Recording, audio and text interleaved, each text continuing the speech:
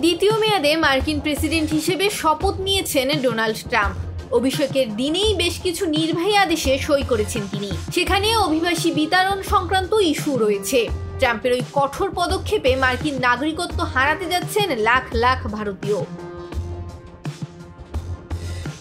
বিসিসির প্রতিবেদনে বলা হয়েছে, জন্মসূত্রে মার্কিন নাগরিকত্ব নীতি বাতিলের কার্যক্রম শুরু সংক্রান্ত আদেশে সই করেছেন ডোনাল্ড ট্রাম্প।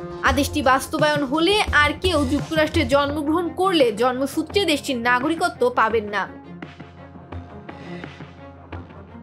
মার্কিন প্রেসিডেন্টের দায়িত্ব গ্রহণের আগেই ট্রাম্পের নীতি পরিবর্তনের ঘোষণা দিয়েছিলেন। গত বছর তিনি এই নীতিকে হাস্যকর বলেন, অথচ 150 বছরের পুরনো এই নীতি দেশটিতে সাংবিধানিক অধিকার হিসেবে স্বীকৃত। মার্কিন সংবিধানের 14তম সংশোধনী অনুযায়ী যুক্তরাষ্ট্রে জন্মগ্রহণকারী এবং নাগরিকত্বের শর্ত পূরণকারী সব ব্যক্তি দেশটির এবং যে অঙ্গরাজ্যে জন্মগ্রহণ করেছেন ওই রাজ্যের নাগরিক হবেন। ফলে শুধু নির্বাহী আদেশেই রাতারাতি এই নীতি পরিবর্তন হচ্ছে না, বরং নীতি বাতিলের কার্যক্রম শুরু হলো।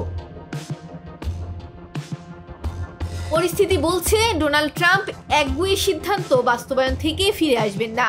অন্যান্য প্রক্রিয়া শেষে তিনি জন্মসূত্রে মার্কিন নাগরিকত্ব নীতি বাতিল করবেন। এতে 16 লাখ ভারতীয় মার্কিন নাগরিকত্ব হারাতে যাচ্ছেন।